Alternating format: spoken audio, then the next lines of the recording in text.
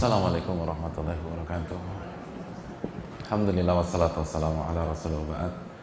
Hadirin yang dirahmati oleh Allah Subhanahu wa taala. Alhamdulillah, kita panjatkan puji dan syukur kita kepada Allah atas segala nikmat dan karunia yang Allah berikan kepada kita.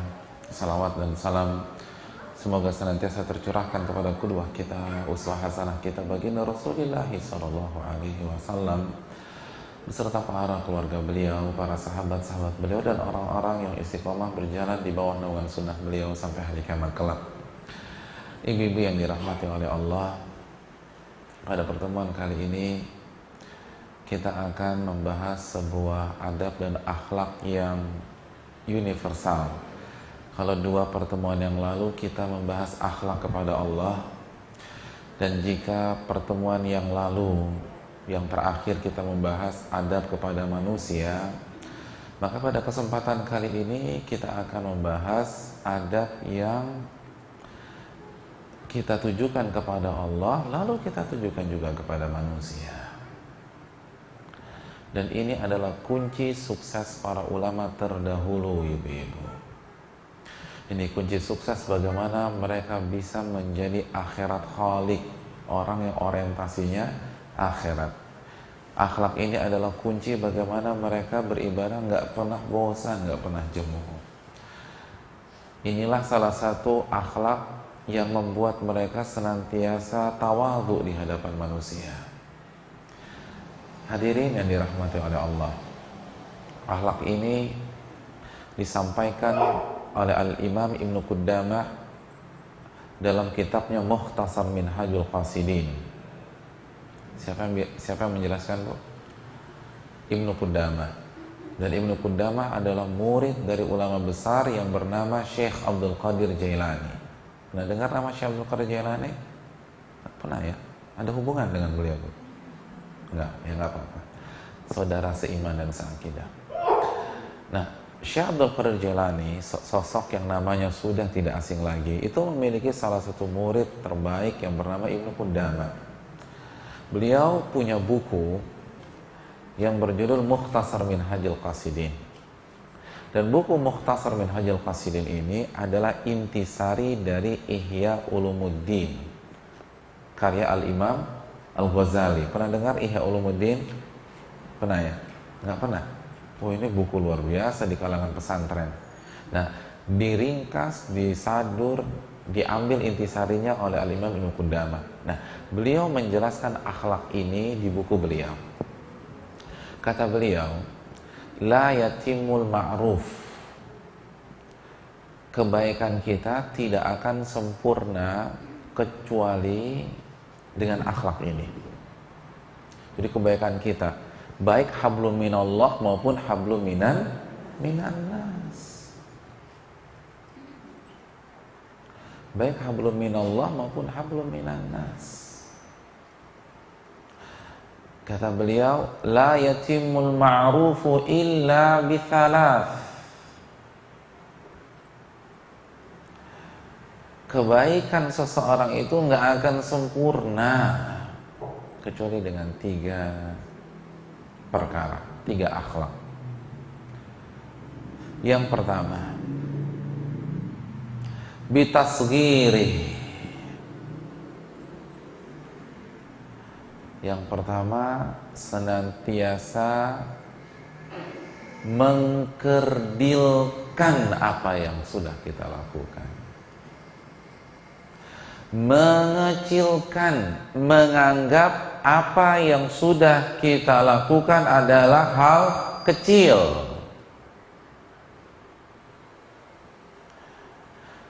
Dan inilah akhlak yang pertama.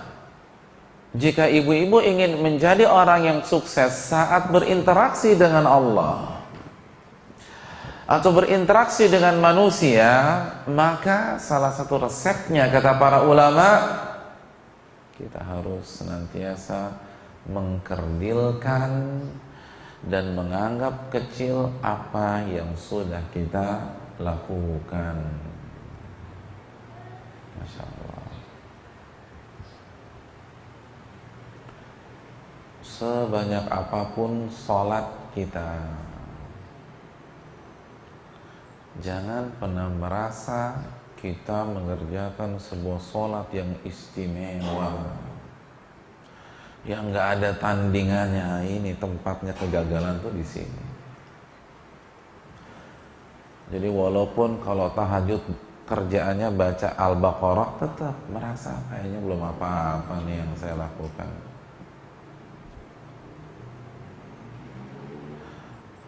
Walaupun kita puasa Nabi Daud setiap saat, tetap aja kita mengatakan puasa saya ini masih jauh dari sempurna. Padahal udah Nabi Daud tuh. Walaupun kita sudah nyumbang ke sana kemari, total per bulan ada lah 300 juta untuk sosial rutin, tapi tetap jangan merasa diri besar. Jangan merasa diri telah membuat sebuah hal yang istimewa.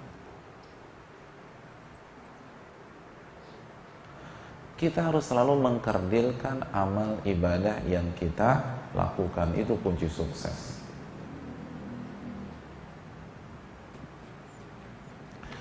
Ibu-ibu jadi istri, Masya Allah, walaupun selalu menjadi istri yang siaga, siap antar jaga, standby sebelum suami bangun tidur. Setiap suami bangun itu teh panas sudah ada di samping atau kopi. Baju selalu kita setrikakan. Apapun kita berikan untuk suami kita, jangan pernah merasa kita baru saja mengerjakan hal besar. Kerdilkan lagi, kerdilkan dan kerdilkan terus. Kayaknya saya belum lakukan apa-apa buat suami saya nih. Apa yang saya lakukan nggak sebanding dengan apa yang beliau berikan untuk saya. Beliau sudah memberikan ketenangan, beliau sudah menafkahi saya, beliau sudah memberikan rumah yang baik untuk saya. Apa yang saya berikan nggak ada apa-apanya. Ketika ibu-ibu jadi seorang ibu, nah ini, ketika kita menjadi orang tua, iya saya ini masih zalim sama anak saya. Waktu yang saya sediakan untuk anak kayaknya masih aja kurang. Nah ini Bu, terus kembangkan sikap dan karakter ini. Ketika kita jadi anak, jangan walau mentang-mentang udah pernah beliin motor ke orang tua, ya Allah petantang petenteng. Apapun hadiah yang kita berikan kepada orang tua, kemarin ketika orang tua masuk ICCU kita yang bayarin, tetap kerdilkan amal ibadah tersebut. Saya ini belum apa-apa Ustaz. Yang saya berikan untuk orang tua kita masih jauh dari apa yang beliau berikan kepada saya. Gitu ya. Ketika kita jadi menantu, ini penting dulu sekalian. Kayaknya saya masih belum memberikan hak mertua saya. Terus demikian dan demikian. Menganggap apa yang kita lakukan adalah hal kecil. Sebesar apapun, sebanyak apapun, spontan panting apapun, ketika kita menjadi seorang sosok koordinator kajian misalnya, atau panitia bakti sosial, jangan pernah merasa kita baru saja mengerjakan hal besar. Majelis taklim saya ini Ustaz nggak ada apa-apanya dibanding majelis taklim yang lain, masih harus banyak belajar lagi. Saya dan jamaah pun juga belum 100% ngamalin ilmu yang udah disampaikan oleh ustadz-ustadz di sini. Begitu. Jangan merasa wah ini majelis taklim pertama dan utama di Cinere. Repot kalau udah begitu caranya. Jadi hadirin yang dirahmati oleh Allah SWT, begitu juga baksos kita. Ketika kita bisa memberikan 5.000 fakir miskin di Cinere dan Depok, ya Allah masih belum ada apa-apanya. Terus demikian. Ini karakter tasghirul a'mali saleh, menganggap kecil amal soleh yang kita kerjakan. Harus seperti itu. Sebanyak apapun, sehebat apapun, sekeren apapun, tetap hal itu kecil, hal itu kerdil. Setuju nggak nih ibu-ibu? Ibu setuju aja. Emang alasannya kenapa? Nah itu urusan Ustadz yang jelasin. Nah ibu-ibu, kenapa kita diminta oleh para ulama untuk senantiasa menganggap kecil amal ibadah kita, menganggap kecil apa yang telah kita lakukan, kinerja kita selama ini, karya kita. Alasan yang pertama kata para ulama, karena itulah kenyataannya. Ini bukan basa-basi, ini bukan sugesti, ini kenyataan. Bu, apa yang mau kita banggakan dari tahajud kita itu loh? Oke, kita tahajud tiap hari. Itu juga baca suratnya dikit juga. Yang kita baca kalau nggak kulhu lagi, itu nganggap diri besar, seheran itu loh. Siapa yang tahajudnya baca Al-Baqarah, baca Ali Imran, baca An-Nisa, ya Allah. Apa alasan kita menganggap yang kita lakukan itu besar? Bu, di luar sana itu banyak saudara-saudara kita yang tahajudnya Al-Baqarah khatam. Di luar sana banyak umat Islam yang kalau qiyamul lail itu dari jam 12 sampai subuh. Bahkan saya tahu ada orang itu kalau tahajud dari jam 10 sampai subuh. Jadi apa yang mau kita banggakan ya? Kan begitu. Memang kita bangun jam 2, paling tahajud setengah jam, terus bismika Allahumma amutu ahya lagi sampai subuh. Itu yang Anda mau anggap besar? Ya Allah, malu lah.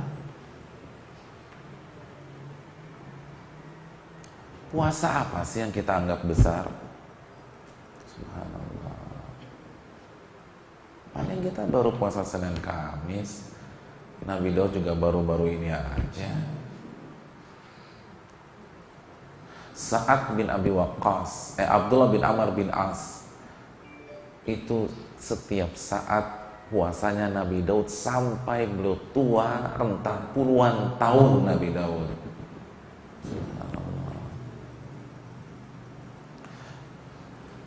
Bacaan Quran kita sebanyak apa sih?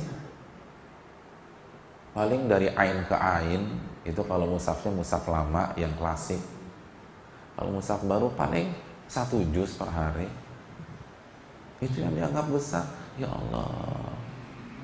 Di luar sana Bu, ada yang sehari 5 juz, ada yang sehari 6 juz, ada yang sehari 7 juz. Itu biasa-biasa aja kok, nganggap diri besar. Abdullah bin Amr bin As itu khatamnya 3 hari khatam, 3 hari khatam, 3 hari khatam. Siapa yang 3 hari khatam di sini? Ya Allah, pas Ramadan aja nggak dapat tuh target, apalagi 2 Ramadan. Itu Abdullah bin Amr bin As setiap saat, mau Ramadan kek, mau Syawal kek, mau Muharram, 3 hari khatam, 3 hari khatam, 3 hari khatam. Itu pun setelah ditegur loh oleh Nabi. Oh, sebelumnya dia 7 hari khatam. Bukan, sebelumnya sehari khatam. Kata Nabi nggak boleh secepat itu. Kata beliau dalam hadis Muslim, la yafqahuhu man yaqra'u bi aqali min thalath. Tidak akan bisa mentadaburi orang yang mengkhatamkan Al-Quran kurang dari 3 hari. Ditegur. Makanya dengan sedikit terpaksa akhirnya 3 hari khatam. Jadi terpaksa 3 hari khatam. Sama kayak saya juga kepaksa, kalau nggak ada belintas, ya itu beda walaupun terpaksanya sama. Beliau itu terpaksa karena targetnya sehari khatam. Jadi malu lah kita kalau banggain apa yang kita kerjakan yang nggak ada apa-apa ini. Infak kita sebanyak apa sih kita infak? Pernah kita kasih setengah harta kita sebagaimana yang dilakukan Umar bin Khattab? Umar bin Khattab pernah memberikan setengah hartanya. Setengah harta loh. Kita punya 5M, 2,5M untuk Allah dan Rasulnya. Subhanallah. Kita punya kita punya 4 rumah di Cinere, Ustadz ambil aja tuh 2 rumah, kasih kemana lah, bagi-bagiin. Subhanallah, nggak ada orang seperti itu. Sebanyak apapun, sebanyak apa sih harta kita, pernah kita memberikan 2/3 harta kita? Sebagaimana hasratnya Sa'ad bin Abi Waqqas. Itu Sa'ad bin Abi Waqqas itu ngerengek-rengek di hadapan Nabi SAW agar diizinkan berinfak 2/3 harta. Ya Rasulullah, ata'asaddaq bi thuluthi mali, dalam hadis Bukhari. Ya Rasulullah, izinkan aku ya Rasulullah, izinkan aku ya Rasulullah berinfak dengan 2/3 hartaku. Kata Nabi, lah, nggak boleh kebanyakan. Karena beliau sudah sakit-sakitan, nggak boleh. Ingat, ini ada hak ahli waris. Ngerengek minta izin dikasih kesempatan bersedekah, bukan minta sedekah. Dan jumlahnya nggak tahu-tahu 2/3. Siapa di antara kita yang infaknya seluruh hartanya dikasih untuk Allah dan Rasulnya, sebagaimana yang dilakukan Abu Bakar As-Siddiq radhiyallahu ta'ala anhu? Subhanallah. Apa sih? Terus ketika apa yang sudah kita perjuangkan untuk agama Allah? Pernah kita diperlakukan seperti hewan, seperti Bilal diperlakukan di kota Mekah? Itu Umayyah bin Khalaf memperlakukan Bilal itu seperti kambing, Bu. Lehernya diikat oleh tali dan anak-anak kecil disuruh bawa Bilal main. Kayak kambing, kayak ngajak kambing main. Karena mempertahankan la ilaha illallah. Udah sampai titik seperti itu kita? Kan belum ya. Lalu apa alasan kita menganggap kita baru saja membuat amalan yang besar? Pernah kita dalam rangka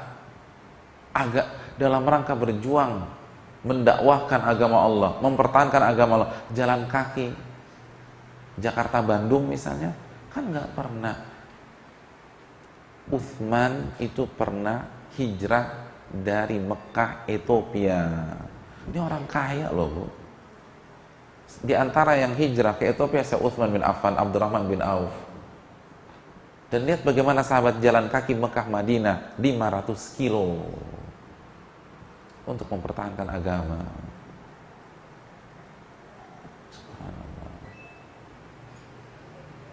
Kita diajak ngaji aja susahnya setengah malam. Kalau nggak dijemput nggak mau datang. Subhanallah.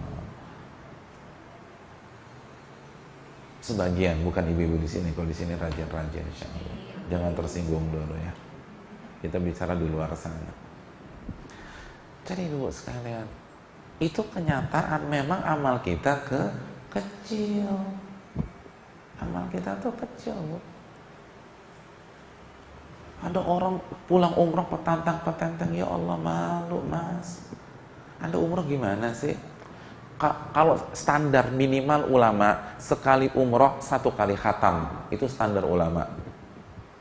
Kemarin berapa kali khatam Anda? Subhanallah, juz 1 aja nggak kelar di Masjidil Haram. Lebih banyak di Zamzam Tower daripada di Masjidil Haram. Subhanallah. Lempar jumrohnya di Thayyibah, gimana Anda? Sama di Balat di Jeddah. Jadi hadirin yang dirahmati oleh Allah, kok umroh yang seperti itu Anda banggakan sih? Malu lah. Amal kita ini sedikit gitu loh. Kalau dibandingkan ulama nggak ada apa-apanya. Tidak ada apa-apanya. Ulama kalau umroh, kalau haji, itu baru jalan beberapa kilo, itu suara habis. Karena talbiyah dengan suara yang keras, habis suara, nggak bisa ngomong lagi gitu. Karena mereka meneriakkan talbiyah, labbaik Allahumma labbaik, labbaik la syarika lak labbaik, innal hamda wan ni'mata lakal mulk la syarika lak. Kita baru ihram selfie-an, lalu posting di Instagram biar orang tahu kita baru saja berangkat dari Dzulhulaifah. Ya Allah, itu yang dibanggain. Gak ada apa-apanya loh. Jadi hadirin yang dirahmati oleh Allah Subhanahu wa taala. Alasan yang pertama karena memang amal ibadah kita kerdil. Jadi ini fakta, sebenarnya bukan tawadu, ini fakta loh. Fakta ini, bukan hanya sekedar sugesti. Itu alasan yang pertama. Alasan yang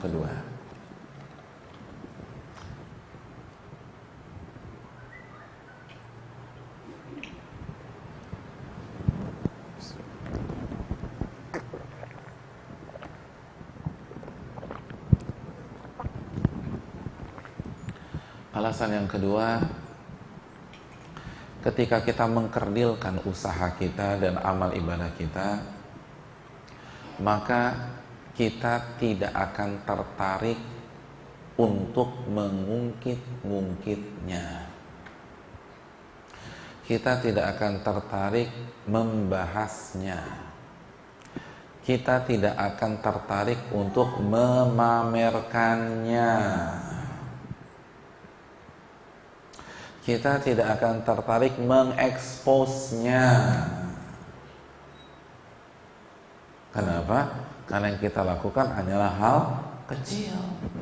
Nah, pada saat kita tidak mengekspos amal ibadah kita, pada saat kita tidak memperlihatkan, menceritakan, mengungkit, membahas, maka orang lain nggak tahu. Ketika orang lain tidak tahu, maka mereka tidak akan memuji kita. Nah, pada saat mereka tidak memuji kita, maka kita akan lebih mudah untuk menjaga keikhlasan di dalam hati kita. Benar nggak? Iya nggak? Urutannya kan gitu ya. Ketika kita nggak mengekspos, nggak menceritakan, tidak memamerkan, tidak membahas apa yang sudah kita kerjakan, maka orang lain nggak tahu. Ketika orang lain nggak tahu, mereka nggak akan muji. Ketika mereka nggak muji, kita akan lebih mudah menjaga keikhlasan. Karena tantangan keikhlasan terbesar itu kalau dipuji orang. Iya enggak? Kan penyakit manusia suka akan pujian, betul nggak ibu-ibu? Di sini yang nggak suka dipuji siapa? Coba angkat tangan. Yang nggak suka dipuji. Yang kalau dipuji marah. Ibu pagi ini cantik banget, tolong jaga mulut ya, gue nggak suka. Gitu marah deh, dia nggak suka dipuji. Ada? Nggak ada kan, semua orang suka dipuji. Bahkan terkadang kita lebih suka pujian daripada duit, betul nggak? Kalau ibu ngomong-ngomong suka duit nggak bu? Suka juga. Kalau saya kasih ibu 100 US dollar suka. Tapi uang monopoli, ya kita kecewa. Ini udah jadi ustadz masih aja ngasih uang palsu, kesel kita. Karena uangnya itu apa? Palsu. Kita nggak suka dikasih uang palsu. Tapi sama pujian palsu kok seneng ya? Gitu ya. Bu, ibu kok cantik sekali. Kita tahu nggak ada sejarahnya kita cantik, kan begitu ya. Kita belum pernah jadi orang cantik seumur hidup, tapi tetap aja senang, GR gitu loh. Kita tahu nih pakaian kita pagi ini nggak matching, berantakan deh gitu loh, acak kadul.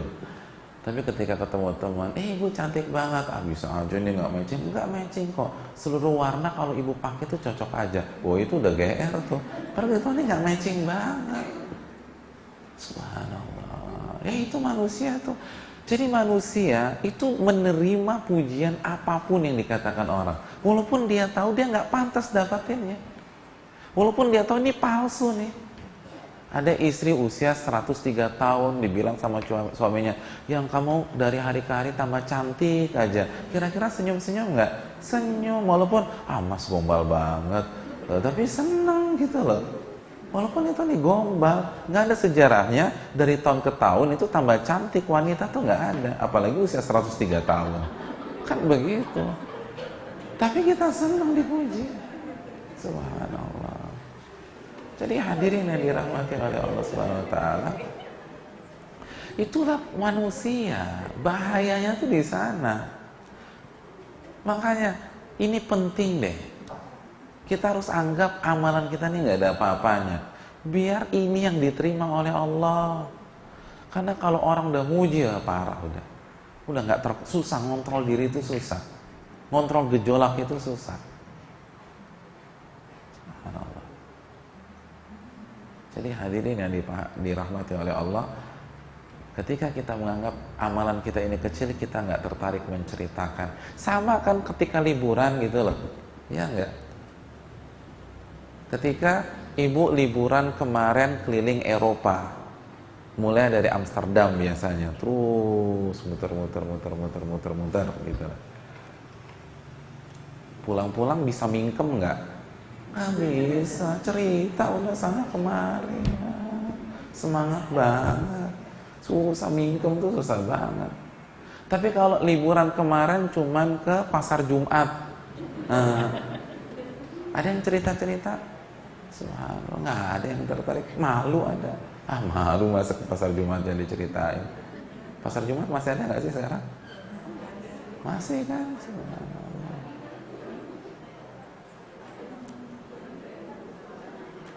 Dan coba kalau liburan kita ke pasar Jumat, orang mancing juga kita nggak tertarik loh. Bu, sama saya aja Bu, cerita dong liburan kemarin kemana? Malu nggak perlu dibahas, kita bahas yang lain. Karena malu cuman ke pasar Jumat. Tapi kalau ke Amsterdam, ke Paris, itu semangat banget. Ini pertanyaan yang ditunggu-tunggu nih, cerita bla bla bla bla bla. Kan begitu kan. Ada orang narsis backgroundnya pasar Jumat, ya nggak ada lah, mana tertarik. Tapi kalau backgroundnya menara Eiffel, wow semua semangat sambil senyum lah. Itu karena merasa ini tempat yang istimewa. Nggak semua orang bisa, makanya dia narsis, dia posting deh. Subhanallah. Jadi ini fitrah loh. Makanya jangan menganggap besar amal kita. Kalau kita sudah menganggap amal kita kecil, kita nggak akan ceritain ke orang. Malu lah, amal kecil gini aja kok pamer lah. Dan ketika kita nggak cerita ke orang, orang nggak akan muji. Itu keuntungan kita. Maka insya Allah kita akan ikhlas. Kan begitu.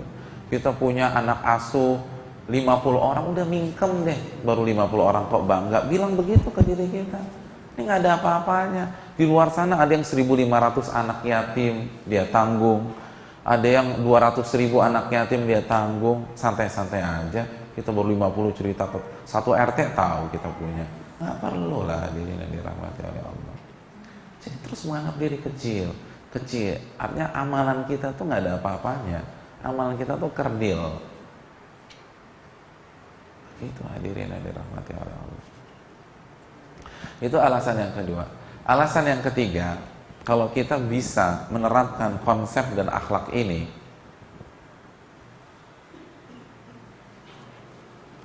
sebelum saya alasan ketiga, terapkan juga dalam masalah hablum minanas ini penting loh. Contoh tadi alasan kedua kan sehingga kita nggak ngungkit, kita nggak memamerkan, kita nggak cerita-cerita. Begitu juga ini salah satu kunci sukses menjadi seorang istri misalnya. Nah, ketika kita merasa khidmat kita kepada suami masih banyak kekurangan, kita merasa kinerja kita di dalam rumah masih banyak catatan, kita tidak akan mengungkit-ungkit depan suami. Salah satu masalah rumah tangga adalah kalau kedua belah pihak sudah mengungkit jasanya masing-masing, itu udah nggak ketemu deh. Itu nggak akan ketemu. Kamu tuh nggak ngargain aku, mas aku udah banting tulang, aku udah resign demi kamu dan anak-anak. Padahal dikit lagi aku jadi CEO di perusahaan aku, nggak susah udah. Aku sudah nyuci, ngepel, udah jadi upik abu demi kamu. Aku udah masakin kamu. Kok kamu nggak punya waktu untuk aku? Nanti kan suaminya balas, aku juga nafkahin kamu. Jadi kalau sudah ngomong ke suami, imbuhannya aku, itu udah susah. Jadi akulah ini, aku lagi, dan aku lagi. Jadi ini yang perlu kita camkan. Jadi ketika kita merasa amal ibadah kita, amalan kita nggak ada apa-apanya, kinerja kita masih banyak kekurangan, kita akan lebih mudah menerima kekurangan suami juga, kan gitu ya. Lebih santai. Iya sih, aku juga banyak kekurangan kok. Ya wajar kalau punya suami juga banyak kekurangan. Aku aja banyak kekurangan, Masya Allah. Kalau aku banyak kekurangan, suami sempurna juga repot, kan begitu. Nanti dia cari yang lain karena aku nggak bisa ngimbangin, kan begitu. Jadi mikirnya udah, sesama saling punya kekurangan, jangan saling mendahului. Karena enak tuh kalau punya pola pikir demikian. Nah itu nggak bisa kecuali kita punya konsep selalu merasa apa yang kita lakukan adalah hal yang kecil, bukan hal yang besar. Itu alasan kedua. Alasan yang ketiga, akhlak ini akan membuat kita memiliki pola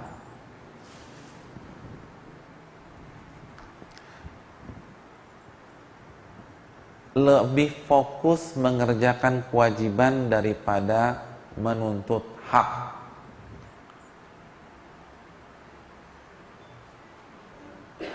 Jadi lebih fokus ke mengerjakan kewajiban daripada menuntut hak, kan gitu ya. Kalau orang merasa berjasa, merasa yang dilakukan sudah banyak, maka dia akan cenderung berbicara hak gitu. Ketika seseorang merasa dia sudah bekerja dari jam 8 sampai jam setengah 5 untuk perusahaan, maka dia akan menuntut gaji. Iya apa tidak? Ya. Beda kalau seseorang 1 bulan ini nggak masuk ketika sakit atau ketika ada keperluan, maka dia nggak akan menuntut gaji sesemangat yang kerja setiap hari. Jadi fokusnya itu nuntut hak, nuntut hak, nuntut hak. Emangnya nggak boleh nuntut hak, Ustaz? Boleh, tapi kita akan menderita karena kita hidup ini berhadapan dengan manusia. Silakan nuntut hak, tapi pola pikirnya jangan begitu terus. Karena di rumah kita ketemu manusia. Suami ibu manusia bukan? Manusia. Anak-anak manusia. Ketemu teman arisan manusia lagi. Ke sekolah anak, wali kelas anak kita manusia. Orang-orang kantin manusia. TU-nya manusia. Nah, manusia itu kan kecenderungannya lalai dalam memberikan hak kita. Jadi kalau misalnya fokus kita nuntut hak, stres, Bu. Stres. Makanya pola Nabi itu nggak demikian. Pola Nabi itu kerjakan amanat yang yang diembankan kepada Anda dan minta hak Anda kepada Allah Subhanahu wa taala. Lalu kalau maslahat silakan nuntut dari manusia, kalau tidak kita bersabar karena Allah akan memberikan hak tersebut. Cobain deh, kalau kita dikit-dikit nuntut hak, stres. Ya boleh sih, nggak ada masalah, tapi nggak enjoy, nggak nyaman, nggak bahagia dalam hidup. Karena orang tuh pasti aja suka melupakan hak kita. Tapi kalau iya, ya wajar juga, saya kerjanya juga nggak bagus-bagus amat, ya kita maklumi lah. Dan kalau ada hak yang kurang, Allah akan bayar. Dia akan ditanya di hadapan Allah. Nggak selesai di dunia, selesai di akhirat lah.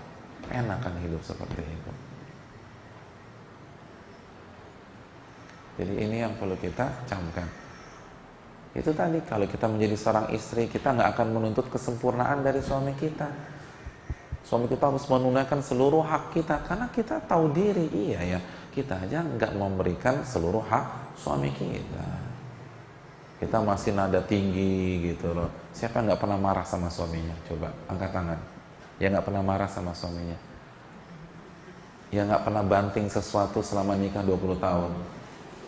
Nggak ada juga. Ya nggak pernah cemberut. Nggak ada juga. Jadi wajah-wajah polos di hadapan saya ini serem-serem ketika di rumah ya. Ya Allah, saya baru tahu loh. Saya harus lebih berhati-hati lagi semenjak hari ini.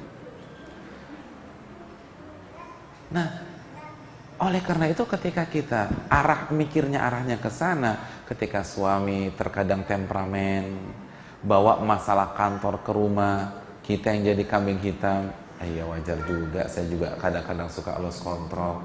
Enak tuh. Karena kita merasa kinerja kita belum sempurna, masih kecil, masih jauh dari kata ideal. Maka kita nggak akan nuntut macem-macem gitu loh, dan hidup lebih nyaman. Dan bukan berarti kita nggak mengislah suami kita ya, nasihat penting, tapi bedakan dong menasehati suami, memperbaiki karakter suami, dan menuntut suami, itu dua hal yang berbeda. Begitu juga sama anak-anak gitu ya, kita akan lebih wise bersama anak-anak kita. Karena iya, saya aja jadi ibu masih banyak kekurangan. Kan begitu ya, kita nih jadi orang tua kan banyak kekurangan. Untuk anak kita saya nggak pernah khusus belajar gitu loh. Iya kan, kita ini kan mayoritas jadi ibu, jadi ayah karena kita pernah melahirkan, bukan lulus fakultas keibuan. Ada yang lulus fakultas keibuan di sini? Gak ada. Berarti kan persiapan kita untuk anak kita nggak matang. Benar nggak sih? Iya. Kita ketika evaluasi diri ternyata lebih hebat dalam memenuhi hak perusahaan kita daripada anak kita. Karena waktu dulu kita bekerja sebagai akuntan misalnya, kita persiapannya 4 tahun untuk perusahaan tersebut, masuk fakultas akuntansi. Tapi untuk anak-anak kita, subhanallah, dijalanin aja Pak Ustadz, dijalanin, nggak fokus belajar. Makanya ketika kita merasa demikian, iya berarti saya nggak optimal nih sama anak, masih banyak kekurangan. Ketika anak bertingkah, iya wajar sih, ibunya bukan fakultas keibuan, ibunya juga banyak kekurangan dalam mendidik, ya wajar anaknya begini. Tapi kita nggak berhenti di sana, kita islah terus anak kita. Tapi enak, hidup kita enak loh kalau begitu. Tapi kalau merasa semua sudah diberikan, terus kalau anak kita bandel, apalagi pas ABG, kita marahnya, apa sih yang ibu nggak berikan untuk kamu? Nah itu udah repot kalau udah ngomong begitu. Dia akan jawab, banyak bu, gitu loh. Kan begitu. Emang ibu pernah didik aku secara islami? Kan enggak. Ya wajar loh kalau aku bandel. Ibu kan didik aku nggak pakai ilmu, digituin lagi, hanya pakai kasih sayang. Pantesan aja aku manja, karena semua yang aku minta dikasih semua. Pas aku manja ibu komplain. Ini kan aku ini dibentuk ibu sendiri. Dulu kan aku ditaruh sama pembantu, jadi nggak deket sama ibu. Ya wajar aku nggak bisa komunikasi dengan baik dengan ibu.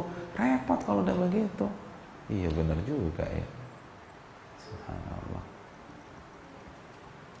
Jadi ibu-ibu sekalian, ketika kita merasa apa yang kita lakukan selama ini belum sempurna, masih kecil, banyak sekali kekurangan, maka kita akan berorientasi kewajiban, bukan menuntut hak. Jadi kita akan berpikir, apa nih yang saya bisa lakukan untuk memperbaiki kinerjaku sebagai seorang istri. Itu orientasinya ke sana. Karena kita berpikir kurang, dan masih kurang. Apa yang aku bisa lakukan untuk anak-anakku? Oke, terlambat, tapi terlambat bukan berarti berakhir semuanya. Oke, nasi sudah menjadi bubur, tapi kalau bubur itu dikasih ayam suwir-suwir, lalu dikasih cakwe, lalu dijual di Barito atau di Cikini, berapa harganya? Mahal juga kan? Subhanallah. Bubur Barito berapa seporsi? Ayo ibu-ibu, ini kan doyan kuliner nih, kan hampir 20.000. Subhanallah, ternyata enak juga ya. Jadi nggak ada kata terlambat, mikirnya tuh positif. Saya harus belajar lagi, saya harus belajar lagi jadi istri, saya harus belajar lagi jadi ibu, saya harus kalau itu berkaitan dengan hablum minallah, saya harus tingkatkan ibadah saya harus belajar lagi jadi seorang hamba yang baik, bukan nuntut lagi. Makanya kan lihat bu, kalau orang kecenderungannya dia merasa dia melakukan ibadah yang besar, maka dia akan komplain kalau dikasih musibah, karena merasa haknya sebagai seorang yang soleh gak dikasih sama Allah. Jadi kalau ibu lihat ada orang rajin beribadah, tapi ketika dikasih musibah drop, bahkan komplain sama Allah, bahkan banding-bandingkan, ya Allah, aku ini ngaji terus, sholat terus, miskin, Tapi temanku nggak pernah sholat kaya, engkau nggak adil. Nah, itu menganggap diri menganggap diri sudah melakukan hal besar. Makanya hidupnya nggak akan nyaman, stres terus hidupnya. Karena kerjaannya hanya berpikir hak saya, hak saya, hak saya, lupa yang dilakukan selama ini pun juga masih banyak kekurangan. Iya nggak, Bu? Alasan yang keempat, dengan mengkerdilkan amal, kita menjadi pribadi yang nggak sensitif, nggak cepat tersinggung, nggak cepat marah. Maksudnya apa Pak Ustadz? Maksudnya, saya akan berikan analogi. Apabila ada salah satu warga di RT kita donatur dalam setiap event-event besar, bahkan baik yang besar maupun yang kecil, dia donaturnya. Dan dia donatur terbanyak selama ini. Mulai dari tingkat rapat RT sampai acara silaturahim akbar, dia donaturnya.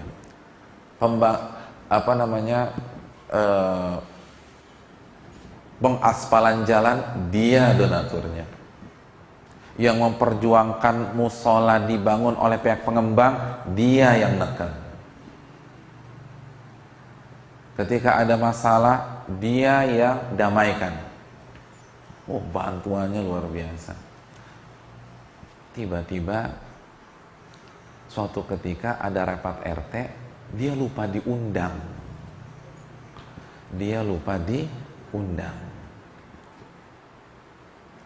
Biasanya kalau di masyarakat tersinggung nggak tuh orang? Tersinggung. Saya ini nggak dianggap lagi sama kalian. Nah itu, karena merasa sudah punya banyak jasa. Ketika ada acara RT, yang kasih kata sambutan cuman Pak RT, dia nggak dikasih kesempatan untuk kasih kata sambutan. Tersinggung nggak biasanya? Tersinggung. Nah ini udah indikator deh. Berarti Anda merasa jasa Anda banyak, lupa mengkerdilkan amal soleh karena Anda sensitif. Anda merasa telah melakukan sesuatu, maka sudah sepantasnya lah saya dihargai. Nah itu yang susah. Dan orang begitu nggak akan bahagia dalam hidup, karena sensi terus, sensi lagi. Kita sahabatan lah, dia kalau ada apa-apa bantu kita. Tiba-tiba kita sakit, dia dengar dari orang lain, biasanya tersinggung nggak sahabat kita? Tersinggung. Kok aku taunya dari fulana, padahal waktu kita telepon dia handphonenya low band gitu loh, atau sinyalnya lagi nggak bagus, kebetulan aja orang lain tahu, kan bisa begitu. Tapi orang yang merasa, aku kan udah deket sama kamu, aku udah kasih semuanya sama kamu, kenapa kamu nggak kasih tau aku? Ini indikasi. Jangan-jangan selama ini kita menganggap apa yang sudah kita lakukan itu hal yang besar, kan? Lalu kita menuntut hak tersebut, dan kita sensitif kalau hak itu tidak diberikan. Dan orang yang sensi itu hidupnya menderita, ya enggak? Karena dikit-dikit kecewa. Makanya Imam Syafi'i pernah mengatakan begini, Bu. Imam Syafi'i pernah ditanya, siapa sih orang yang cerdas? Kata Imam Syafi'i, al-fatinul mutaghafil. Orang yang cerdas itu adalah orang yang enggak sensi dan otaknya encer, kata beliau. Artinya gampangan, biasalah, namanya juga manusia kan ya. Iya. Dia salah, kita juga banyak salah, nggak sensi hidupnya. Jadi kita tidak sensi. Jadi kalau kita merasa diri kita gampang sensian atau punya teman sensian, nah ini treatmentnya itu mengkerdilkan amal. Apapun bantuan kita, anggap nggak ada apa-apanya. Sedekat apapun, sebaik apapun kita jadi pendengar, itu masih kecil dan bisa jadi dia punya teman yang lebih care dengan dia daripada kita. Nah itu enak, insya Allah, nyaman. Ya kan? Semuanya nih, praktekkan semuanya. mau itu apa namanya, mau itu istri, mau itu suami, ya itu kan. Kalau suami sudah selalu mengingat-ingat apa yang dia kasih kepada istrinya, nafkah, rumah, mobil, itu sensi nanti suaminya. Salah dikit marah besar dan langsung ngungkit-ngungkit fasilitas yang beliau berikan. Nah ini nggak bagus, ini fatal, ini fatal. Jadi hadirin yang dirahmati oleh Allah Subhanahu wa taala, kalau kita ingin bahagia, kerdilkan amal ibadah kita. Jelas ini Ibu? Ada pertanyaan sampai di sini? Kalau nggak ada kita lanjutkan, kalau ada kita bahas.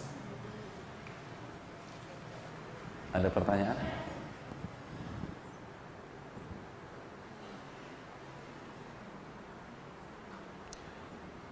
Kalau pertanyaan, jangan mengkerdilkan pertanyaan sendiri, tanya aja.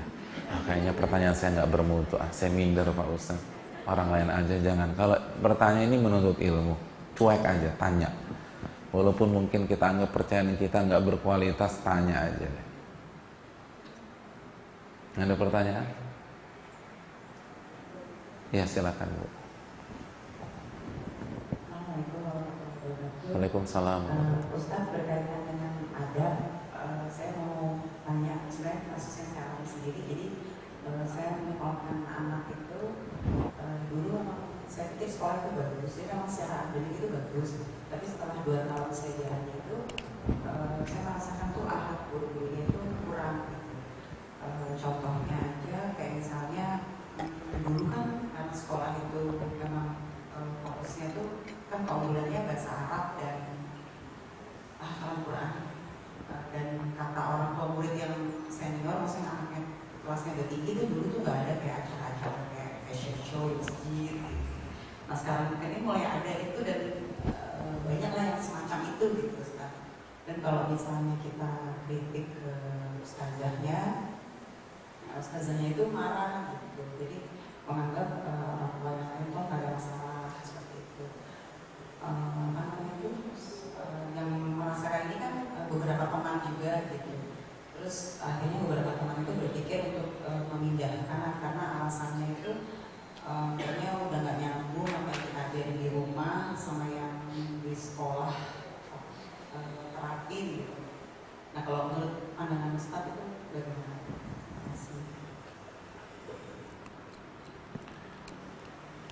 Terima kasih, jazakallahu khairan.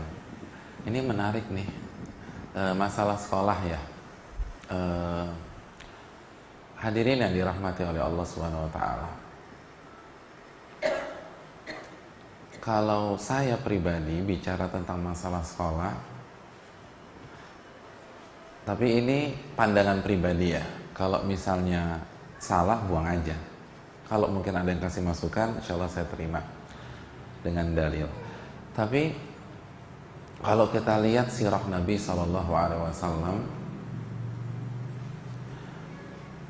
sekolah ini atau anak kita butuh pendidikan, jelas. Dan yang bertanggung jawab mendidik anak kita itu kita sebagai ibunya. Wal mar'atu ra'iyatun wa mas'ulatun an baiti zawjiha wa auladih. Ibu itu pemimpin dan yang akan ditanya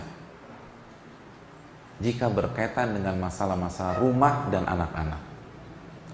Itulah alasan mengapa Islam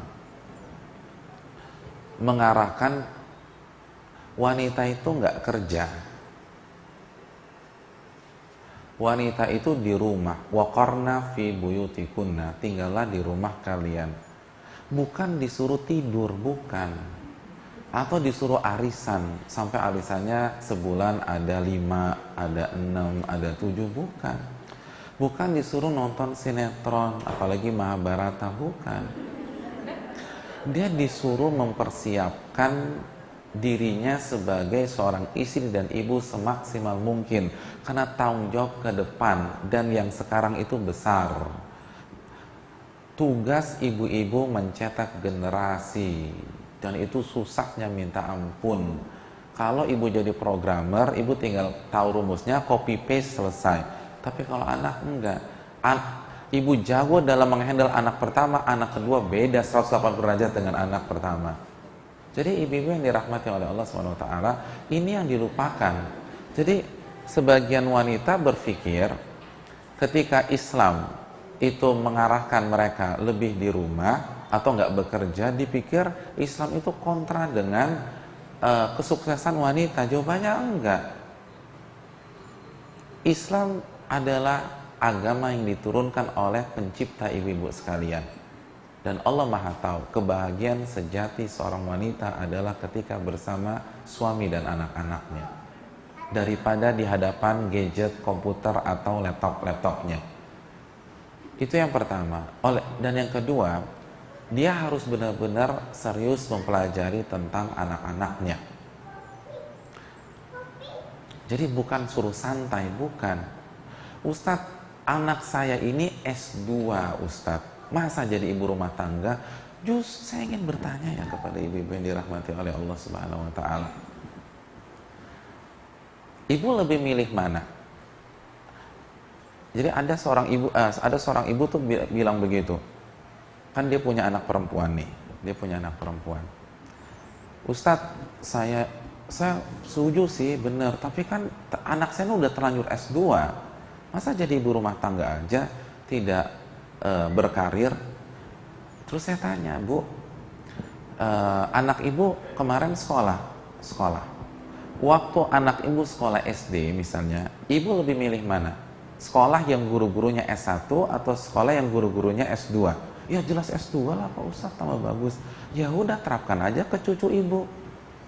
Punya ibu yang gelar S2 bukankah lebih baik daripada punya ibu yang artinya lebih lama belajarnya dibanding ibu yang gelarnya S1? Dalam satu sisi ya, bukan meremehkan yang S1, enggak, tapi dari satu sisi, jadi maksudnya nggak ada alasan. Beda loh, lulusan SMP atau SD dalam mendidik anak itu beda dengan lulusan S1, S2. Mungkin dia tidak menggunakan ilmu akuntansinya, tapi paradigma berpikirnya itu beda. Proses pendidikan formal itu membangun pola pikir. Bu, saya ingin tanya, matematika dipakai nggak di kehidupan nyata kita? Dipakai apa enggak?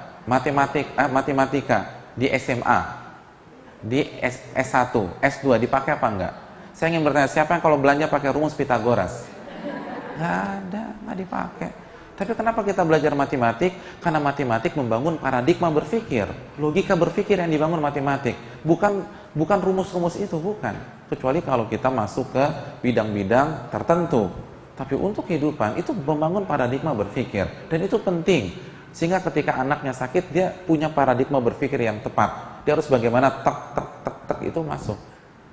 Jadi nggak ada alasan untuk tidak menjadi ibu rumah tangga. Itu yang kedua. Yang ketiga, hadirin yang dirahmati, sekolah hendaknya kita sikapi secara proporsional. Jangan fanatik, tapi jangan antipati.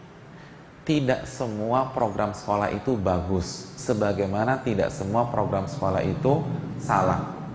Saya nggak mau bicara banyak-banyak, simpel saja. Saya ingin tanya, kurikulum dari zaman ibu-ibu sampai detik ini sama atau berubah? Berubah, berarti kan pakar pendidikan ngakui ini nggak sempurna. Iya nggak, betul nggak? Iya kan? Ibu dulu sistemnya apa? CBSA? Nggak, itu kan kuliah. Kalau SMA apa? CBSA? Udah CBSA?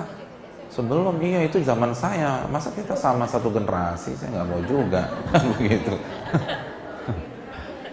Artinya kan berubah-berubah terus. Kurikulum tahun 2013 beda lagi. Artinya mereka ngakuin itu nggak sempurna. Begitu juga, jangan senang ketika anak-anak sekolahnya pulang jam 4, PR-nya bertumpuk. Jangan senang dulu. Ini sekali lagi, nggak semua konsep sekolah tuh benar loh. Nah terkadang ibu-ibu itu menelan mentah-mentah, dipanggil sama guru BPBK-nya atau dipanggil sama wali kelasnya. Bu, anak ibu lemah di bidang fisika, tolong ibu genjot ya. Ketemu anaknya dimarahin anaknya, kamu tuh gimana sih harus belajar fisika?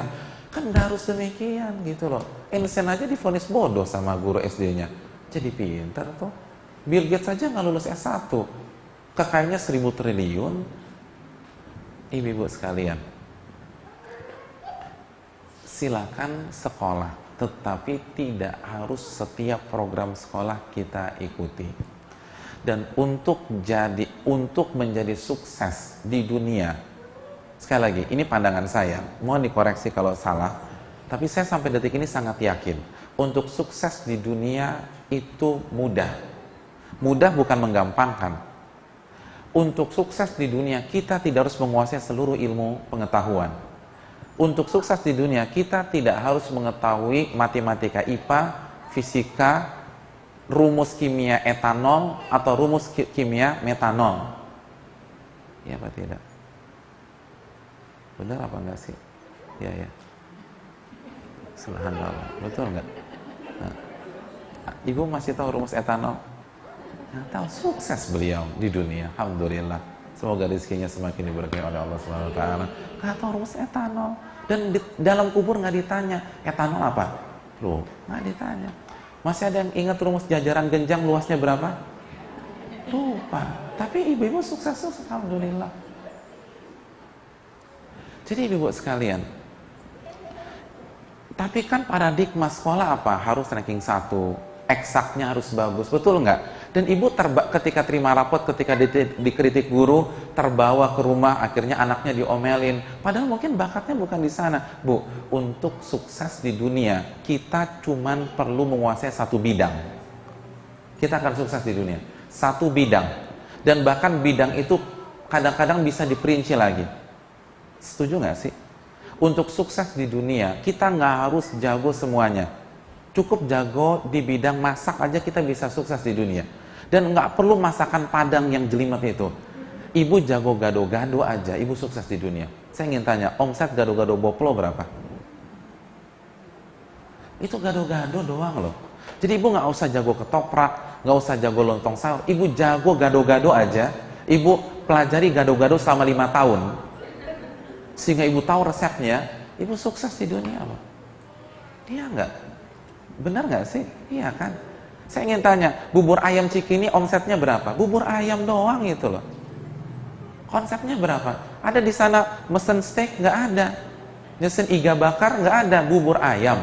Berapa omsetnya? Besar. Hanya spesialisasi bubur ayam.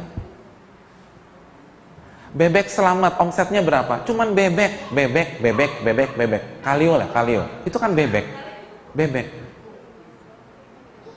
Kesan saya pertama kali ada bebek kalio, belagu banget di restoran. Jam 2 sampai jam 3 istirahat. Kan begitu. Bebek kalio di sini istirahat nggak? Kalau di Romangun istirahat tuh. Jadi hebat banget ya. Jadi hadisnya cuman bebek.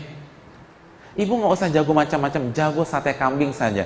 Sate kambing Jono itu berapa omsetnya? Nah, cukup satu aja. Oke, ibu nggak jago dalam masak, bahasa asing. Kalau ibu kuasai bahasa Jerman, kira-kira kepake apa nggak di dunia? Kepake. Jadi misalnya gini, anak kita tarik dari sekolah, nggak usah disekolahin, langsung dicekokin bahasa Jerman selama 5 tahun. Kepake nggak dia? Kepake, anak saya jamin kepake. Walaupun nggak ada ijazah S1, kepake. Dia jadi tour guide, emang gajinya sedikit tour guide? Besar. Dia nggak jago Jerman, udah kursusin bahasa Jepang aja. 6 tahun bahasa Jepang. Itu uang kuliah, itu diganti, ajak anak jalan-jalan ke Jepang setiap setahun 2 kali. Di sana satu bulan suruh ngomong sama orang Jepang. Sama, kan hampir sama. Masuk sekolah swasta berapa? 50 juta, udah 50 juta nggak usah dikuliahin untuk biaya jalan-jalan ke Jepang sama belajar bahasa Jepang. Anak nggak usah dibeban. Kalau anak kita jago ngomong nih ya, nggak usah dibebani ngafalin rumus kimia, nggak usah fisika, nggak usah matematik, nggak usah organ tubuh biologi. Cukup suruh dia kuasai 1 atau 2 bahasa asing. Jadi bu, dan gaji insya Allah di atas 10 juta. Atau nggak usah kita rizki dia sebulan di atas 10 juta, mungkin di atas 20 juta. Itu dunia loh. Kita nih dibodoh-bodohin selama ini. Makanya kan kritikus-kritikus pendidikan internasional mengatakan kurikulum di Indonesia masalahnya apa? Terlalu berat. Bukan terlalu berat, nggak cocok sama anak-anak. Makanya anak kelas 1 SD sekarang pulang jam 3, pulang jam 4 di sebuah sekolah. Makanya saya bersyukur sekali saya angkatan tahun 90-an. Masih bisa pulang jam 10, masih bisa loncat pagar, masih bisa naruh buku cetak di bawah kolong meja. Anak sekarang, ya Allah, bawa bakul kemana-mana. Ya Allah, stres, kesian. Nggak bisa main, nggak bisa itu. Coba kita renungkan. Memang agak ekstrim, tapi benar nggak sih? Kadang-kadang saya tahu ada seseorang, dia jago dalam dunia blog. Bu, pemilik Facebook itu omsetnya berapa, Bu? Dia nggak perlu nguasain kok, nggak main ijazah menciptakan Facebook itu. Coba kita renungkan, anak kita nggak harus menguasai semua kurikulum sekolah, dan yang menentukan rezekinya bukan kepala sekolah, Allah. Jadi tidak semua program harus kita ikuti dan kita harus tegas. Saya punya saudara, anaknya di SMA favorit di Jakarta Barat. SMA favorit berapa sih? 78, oke. Bertumpuk kan, PR-nya bertumpuk. Itu kalau papanya sudah pulang, itu mamanya manggil, "Nak, makan." "Ma, nanti dulu ma, PR aku masih banyak." "Nak, makan. Makan malam bersama keluarga wajib, PR kamu tuh nggak wajib. Kamu nggak harus dapat matematika nilai 9 tuh nggak harus. Tapi kamu harus berbakti kepada orang tua. Kita harus menjaga keharmonisan di antara keluarga. Kalau kamu nggak sempat makan malam, kapan kita waktu ngumpul? Kapan waktu santai?" Dan itu udah kelewatan. Kamu tuh udah belajar dari jam 7, sekarang udah jam 8, udah cukup dong belajarnya. Ada waktu, saat dan sa'ah kata Nabi. Ada waktunya kita belajar, ada waktunya kita bermain, ada waktunya kita sama keluarga. Bukan dibebankan dengan kurikulum atau ekskul, dan ekskul. Jadi ini yang perlu saya camkan. Saya ingin tanya, ada kritik nggak dalam masalah ini? Benar nggak sih kayak yang saya katakan tuh? Iya ya. Tapi kalau ada gagasan lebih bagus sih bisa di-sharing juga. Tapi, nah kalau mau komprehensif justru ilmu agama, ibu-ibu sekalian, kita nggak bisa masuk surga cuman mengandalkan akidah, nggak bisa. Akidahnya bagus tapi nggak pernah sholat, nggak bisa. Kita harus kuat, kita harus belajar akidah, kita harus belajar ibadah. Tapi kita juga nggak bisa masuk surga kalau kita menzolimi tetangga, nggak ramah sama teman-teman, maka kita harus belajar akhlak juga. Nah itu, kalau ingin surga harus komprehensif. Kalau dunia enggak. Dunia Anda fokuskan satu bidang aja, fokus dari awal sampai akhir. Makanya PR ibu-ibu sekalian, temukan bakat anak-anak ibu secepat mungkin, lalu asah di sana. Nggak usah terpaku dengan program sekolah. Program sekolah itu direvisi. Itu anak-anak kita kelinci percobaan. Buktinya apa? Tiap 2 tahun ganti kurikulum lagi. Itu kan benar nggak sih? Sama kayak pasien. Emangnya dokter bisa memastikan itu obatnya? Terkadang itu nyoba-nyoba. Tiba-tiba setelah 10 hari minum obat, ganti obat. Salah satu dapurnya salah, nggak tepat. Tapi apakah dibuka di depan pasien? Kan enggak. Itu manusia. Begitu juga dengan pendidikan. Ketika terjadi kurikulum, berarti bahasa tidak langsungnya adalah kurikulum yang kemarin kurang tepat, bermasalah. Jangan kita berikan anak kita 100% ke sistem yang seperti itu. Kita harus kembali kepada Al-Quran dan Sunnah Nabi SAW dan harus berkata tegas. Nah, kalau sekolah tidak bisa memberikan itu atau maksa, tidak ada salahnya kita memilih opsi lain. Tetapi lihat bagaimana kemampuan anak kita dan bakat anak kita, dan di sekolah itu bisa mengasah tidak. Karena kita juga nggak bisa idealis. Nggak ada sekolah idealis sekarang tuh, nggak ada.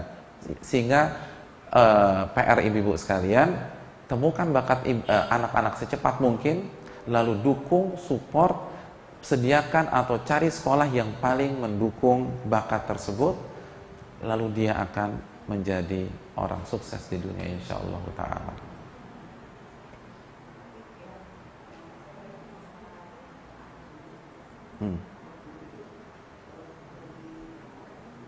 Saya rasakan di sekolah saya itu kurang Betul. Contoh itu kan jawaban saya secara global. Terapkan juga.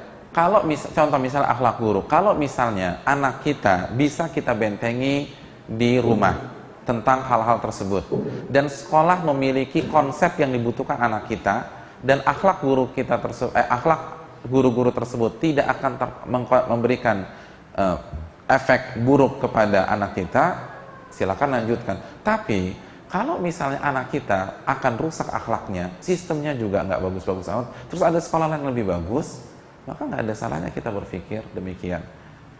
Jadi intinya kita bertanggung jawab mencari sekolah yang bisa mendukung bakat anak kita dan mengarahkan anak kita dengan tepat, dan anak kita juga punya waktu untuk belajar agama.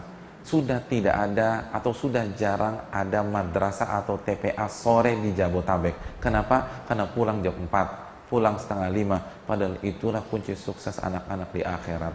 Jadi sekali lagi, udah belajar sampai maghrib nggak dapat apa-apa. Udah belajar dari SD sampai SMA sampai tengah malam, ketika kerja beda fak dengan apa yang dia pelajari. Itu kan harus kita pikirkan dari awal. Jadi umur anak kita masih kecil-kecil, cari bakat anak kita sedini mungkin. Dan untuk mencari bakat anak kan kita harus dekat dengan dia, kita harus punya waktu. Makanya itu lagi konsep Islam. Wanita disarankan di rumah. Nggak bisa Anda mendapatkan atau mendetek bakat anak Anda kalau Anda sibuk di kantor Anda. Anda harus punya waktu, Anda harus pelajari anak Anda harus ikuti seminar-seminar yang berkaitan dengan anak Anda harus ngaji. Bagaimana Al-Quran dan hadis melihat konsep ini, baru kita rumuskan dan jadilah hal tersebut. Allah mungkin itu. Dan terkadang kita tidak harus mengikuti mainstream yang ada di masyarakat. Kan gitu, kadang-kadang ibu tuh minder misalnya anak-anaknya homeschooling. Padahal kalau memang perlu homeschooling, kenapa nggak homeschooling? Kadang-kadang ibu-ibu minder kalau matematika anaknya dapat 4. Kalau memang anak kita nggak bakat di eksak, ya nggak ada masalah. Iya nggak? Tuh pemain bola apa matematikanya jago-jago semua? Nggak jago, banyak yang nggak kuliah. Tapi per minggu 10 M, per minggu 20 M, dan seterusnya. Hadirin sekalian, jangan kita diperbudak dunia. Kita ini diciptakan oleh Allah untuk memimpin dunia, bukan dipimpin oleh dunia. Tapi bukan berarti meninggalkan sistem yang ada sekarang atau dunia itu nggak penting. Saya hanya ingin mengatakan bahwa untuk sukses di dunia, kita tidak harus menguasai seluruh bidang. Kita cukup kuasai satu bidang, kita kuasai betul-betul, lalu waktu itu kita gunakan untuk hal-hal positif yang lain, untuk akhirat kita, untuk ibadah kita, untuk keluarga kita, untuk saudara, kerabat dan famili kita, dan seterusnya. Mungkin itu. Silakan Bu Vera. Assalamualaikum Pak Ustadz. Waalaikumsalam. Saya sekarang yang cerita Bapak yang terakhir yang kita jangan terlalu ikut follow yang mainstream seperti itu. Nah pertanyaan saya gini Pak, tadi kan Bapak kan juga katakan kita sebagai ibu ya banyak ikut seminar apa segala macam dalam ilmu agama, dan saya sempat memang ikut seperti itu sejak saya juga udah alhamdulillah berani bekerja. Pertanyaan saya itu apakah ada kewajiban kita untuk mempesantrenkan anak gitu loh Pak. Sedangkan kalau saya sendiri setelah saya ikut semua seminar ilmu dunia ataupun dengar kajian Bapak ataupun yang dengar kajian yang lain kan, anak itu kan tanggung jawab orang tua. Dan saya tuh lihatnya karena sekarang ini kan Bapak itu kan juga waktunya juga terbatas dengan anak-anak, dan jadi kalau anak kita tuh dikirim ke pesantren itu takutnya interaksi pas masa dia tumbuh dengan orang tua itu jadinya berkurang, sedangkan waktu anak itu kan terbatas ya kan Pak. Itu apakah memang dalilnya itu anak harus dikirim ke pesantren Pak untuk anak tadi? Kalau misalnya kita memilih tidak dan misalnya kita mau mendidik dengan cara kita atau gimana itu boleh kan? Ya, terima kasih Jazakallah atas pertanyaannya dari Bu Vera. pertanyaan yang bermanfaat sebagaimana pertanyaan pertama. Hadirin yang dirahmati oleh Allah SWT, masuk atau tidaknya anak kita di pesantren itu tidak bisa diberikan hukum mutlak. Semua anak memiliki kasus masing-masing. Jika bakat anak memang mengarah ke agama, jadi bakatnya untuk kuat dalam bidang agama, seseorang butuh kecerdasan linguistik. Dia harus kuat dalam linguistik, bahasa, karena dia bahasa pengantar mau tidak mau harus Arab. Kalau bisa dikembangkan bahasa-bahasa lain itu lebih bagus. Itu yang, dan dia harus punya hafalan yang kuat misalnya, karena dia akan menghafal ayat-ayat, hadis-hadis Nabi SAW dan seterusnya. Dan tidak semua orang punya kecerdasan linguistik. Ada orang kecerdasannya eksak, ada orang jagonya di sosial, kalau dan seterusnya. Jadi syaratnya yang pertama anak punya bakat di bidang agama, dan yang kedua dia siap secara mental. Dia siap secara mental. Jadi dia punya minat dan dia siap masuk ke lingkungan pesantren. Kenapa demikian? Karena pesantren itu sangat, atau kesuksesan anak di dunia pesantren sangat bergantung pada dirinya sendiri.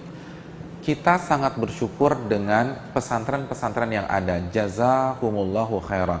Namun, PR yang harus dijawab pesantren-pesantren yang ada adalah sisi pendidikan.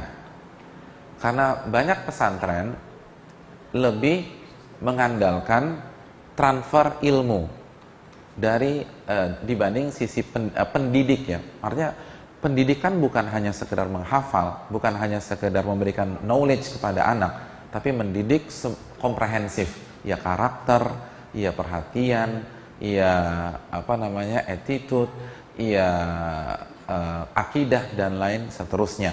Nah, itu memang harus kita akui belum sempurna karena keterbatasan SDM yang ada. Maka sangat bertumpu pada minat dan mental anak. Kalau misalnya bakatnya ke sana dan minatnya luar biasa, insya Allah jadi. Tapi kalau enggak, fatal. Kita membuang masa kecil anak dan the golden time anak-anak yang seharusnya bisa dimaksimalkan di bakatnya, akhirnya bakatnya tidak terasa. Terus yang kedua, bisa jadi dia liar di pondok pesantren karena dia nggak mau masuk sana.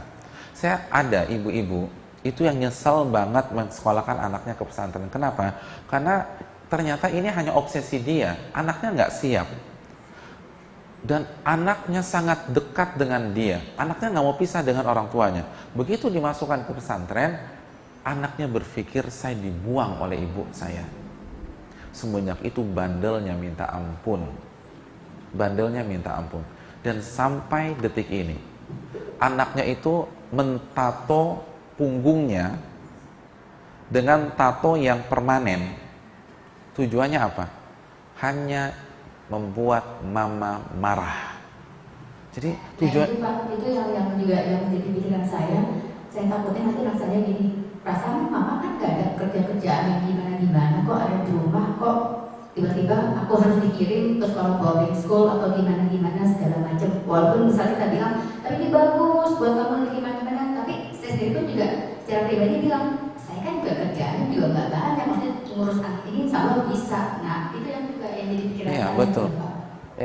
Iya, makanya minat, kesiapan mental itu harus diperhatikan. Kasus tadi itu, jadi sekarang anaknya menyikapi ibunya tergantung ibunya. Kalau ibunya ke kanan, berarti dia ke kiri. Kalau ibunya ke kiri, dia ke kanan. Kalau ibu bilang boleh, berarti saya nggak ngerjain. Kalau ibu bilang jangan, berarti saya kerjain. Bagaimana membuat ibu menderita sebagaimana ibu telah membuat saya menderita. Skor harus satu sama di benak anaknya. Saya menderita 4 tahun atau 6 tahun SMP, SMA 6 tahun. Ibu harus menderita, merasakan apa yang saya derita. Itu fatal, sangat fatal. Oleh karena itu, tapi sekali lagi, tidak ada salahnya kalau kita memang melihat bakat anak ke arah agama, kita kasih treatment dulu. Jadi bukan hanya sekedar kamu mau nggak, oh berarti nggak jadi. Enggak, kita buka pola pikirnya, pertimbangannya, kita ajak survei. semaksimal mungkin kita arahkan dia ke pondok pesantren. Tapi ketika kita sudah menjelaskan semaksimal mungkin, dia tetap nggak terima, saya rasa perlu dipikirkan lagi. Karena susah, nggak akan maksimal. Mendingan dia sama kita, sehingga suatu saat nanti kalau dia tertarik ke pondok, kita masukkan ke pondok. Karena minat sangat penting, mental sangat penting. Di pondok banyak macam-macam, bukan anak yang baik-baik saja, anak-anak nakal juga ada, dan mereka semua tanpa orang tua. Jadi kalau anak kita nggak kuat mental, salah pergaulan, justru diajak yang macam-macam. Tapi kita sekali lagi bukan berarti pondok-pondok bermasalah, enggak ya. Tetapi ya itulah kehidupan pendidikan, ada positif, ada negatif, dan salah satu yang harus diantisipasi oleh anak kita, dia berhadapan dengan anak-anak sebaiknya tanpa kontrol orang tua secara langsung. Kalau dia tidak kuat mental, dia bisa jatuh. Tapi kalau dia kuat mental, insya Allah dia akan bertahan dan melejit. Itu yang pertama. Yang kedua, ibu-ibu sekalian, tidak semua anak harus jadi ustadz dan harus jadi lulusan pesantren. Karena sekali lagi ada mainstream yang unik di dunia dakwah atau di dunia majelis taklim. Ada kecenderungan kalau ibunya sudah ngaji maka anaknya harus mondok, dan sebagian ibu-ibu agak minder ketika melihat teman-teman pengajian yang memondokkan anak, terus anaknya di pendidikan umum. Ini keliru. Nabi mengatakan, al-mu'min lil mu'min kal bunyan yashuddu ba'duhum ba'dha. Seorang mukmin yang satu dengan mukmin yang lain ibarat satu bangunan. Nabi menganalogikan mukmin seperti bangunan. Artinya apa?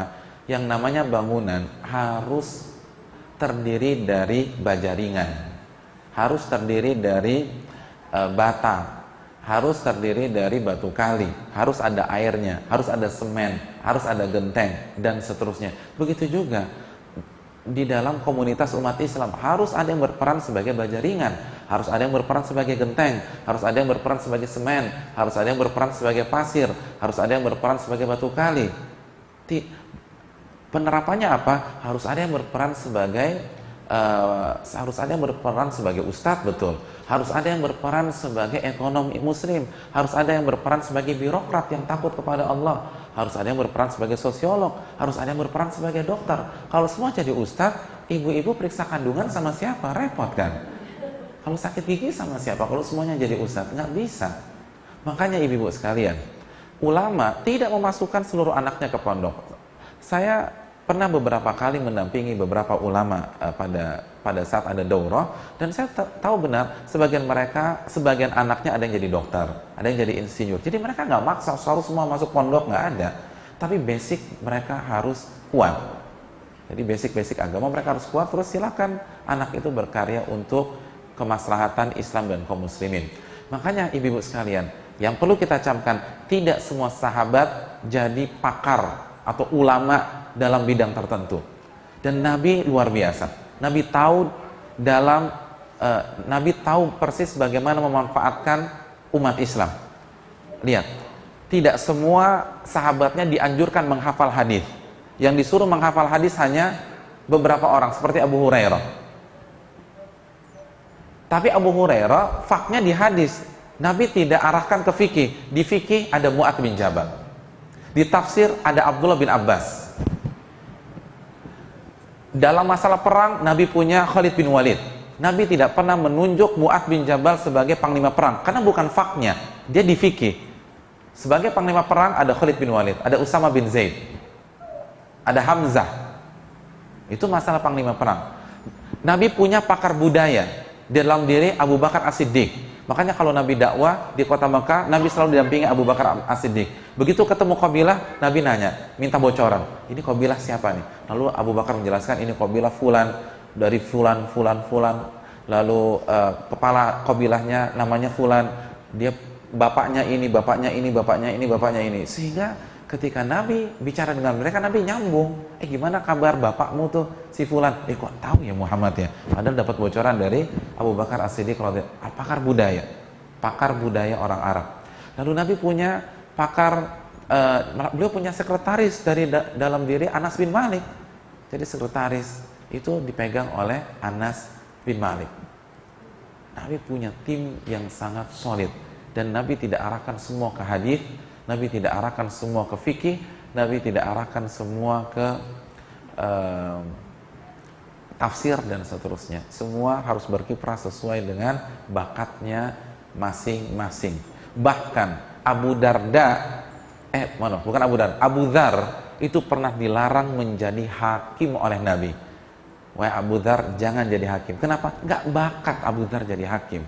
Lalu Abu Dzar pernah dilarang untuk memegang harta anak yatim, karena dia nggak bisa megang duit. Kalau megang duit habis. Oh, sama kayak saya Pak Ustadz.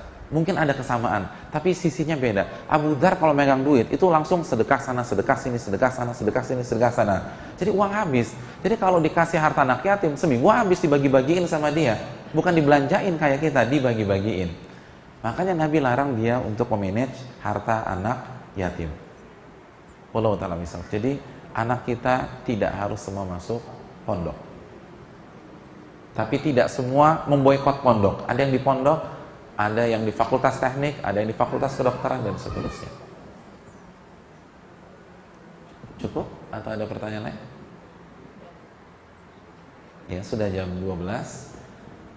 Terima kasih dan jazakallahu khair atas atensi dan perhatian. Mohon maaf sebesar-besarnya, dan mohon maaf apabila atas keterlambatan tadi. Dan semoga kita mendapatkan ilmu yang bermanfaat. Wassalamualaikum warahmatullahi wabarakatuh. Dan ingat, kerdilkan amal kita. Anggap kita belum melakukan apa-apa di dalam Islam, sehingga kita tetap tawadhu, kita tetap semangat beribadah, kita tidak memiliki sifat bosi, kita tidak sensitif, kita terus berkarya dan berkarya. Dan itu hakikatnya, amal kita memang tidak banyak jika dibandingkan dengan para ulama-ulama kita dan para wali-wali Allah sebelum kita. Ini yang bisa disampaikan. Wassalamualaikum warahmatullahi wabarakatuh. Assalamualaikum warahmatullahi wabarakatuh.